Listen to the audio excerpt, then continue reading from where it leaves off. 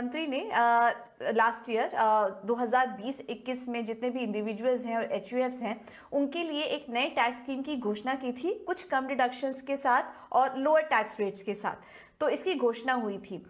लेकिन यहाँ पर यह समझना बहुत जरूरी होगा कि टैक्स पेयर के लिए ओल्ड टैक्स स्कीम फायदेमंद रहेगी या नए टैक्स स्कीम को आप ऑप्ट कर सकते हैं। इसमें चॉइस हम तभी कर सकते हैं, हमारे दर्शकों को हम तभी बता सकते हैं जब उनको बेसिक्स की समझ हो। तो पहले तो हम आपसे ये समझना चाहेंगे कि नए टैक्स और ओल्ड टैक्स के बारे में जो बेसिक अंडरस्टैंडिंग है वो पहले हमारे दर्शकों को समझाइए। नए साल की शुरुआत जो आपने बताया कि पुराने को याद रखते हुए नई उम्मीदों के बीच कैसे बैलेंस करना, उससे हम हमारी बात शुरू करते हैं। तो आपने जैसे कहा कि 2020-21 से ये जो नई योजना अनाउंस की गई, उसके पीछे वित्त मंत्री का लॉजिक ये था कि जो प्रवर्तमान व्यवस्था है, जो पहले थी और जिसको अभी चालू रखा गया है, उसके अंदर टैक्स पेयर को, इंडिविजुअल और एचयूएफ की जब हम बात करते हैं, उसको ढेर सारे एग्जम्पशंस और डिडक्शंस का लाभ मिल सकता है। और माइंडसेट क्या होता है कि चलो हम ज्यादा से ज्यादा एग्जम्पशंस और डिडक्शंस का फायदा लें और उसके द्वारा हम हमारी टैक्स की लायबिलिटी कम करें। अब सरकार ने ये सोचा कि हर एक टैक्स पेयर के लिए शायद ये मुनासिब न भी हो कि वो ये डिडक्शंस एग्जम्पशंस ले ही ले, तो जो नहीं ले पाते हैं या जो लेना नहीं चाहते हैं, तो उनको हम क्यों थोड़े कम टैक्स के रेट का फायदा न दें ताकि एक बैलेंसिंग हो सके।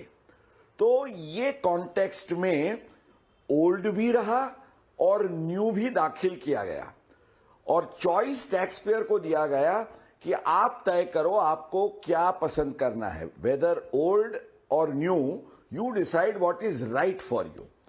तो सबसे पहले इसके जो बेसिक्स के बारे में आपने बात की, तो ओल्ड स्कीम में जो हमारा टैक्स का स्ट्रक्चर था, तो बेसिक इंडिविजुअल और एचयूएफ का एग्जम्पशन जो है वो 2.5 लाख हम सब जानते हैं। 2.5 लाख और 5 लाख के बीच में 5% का टैक्स रेट, पर 5 और 10 के बीच में सीधा एक जंप आता था, 20% का टैक्स रेट हो जाता था और 10 लाख के ऊपर 30%। तो ये तो उन्होंने चालू रखा। इसके साथ उन्होंने ये भी कहा कि जो एग्जम्पशंस डिडक्शंस हैं वो हम बरकरार रखेंगे, आप तय कीजिए आपको ये रेट स्ट्रक्चर में जाना है या नहीं।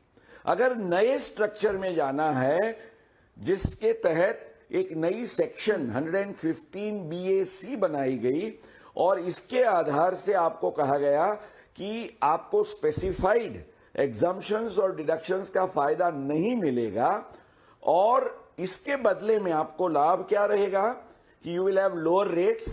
तो 2.5 से 5 के बीच में 5%, फिर उन्होंने 5 से 7.5 के बीच में 10%, 7.5 से 10 के बीच में 15%, 10 और 12.5 लाख की टैक्सेबल इनकम पर उन्होंने नेक्स्ट जो रेट किया और 12.5 से 15 लाख के बीच में 25% करके अगर 15 लाख के ऊपर आपकी टैक्सेबल इनकम है तो 30% का टैक्स रेट। तो this is the new structure, ये इसके बेसिक्स हैं।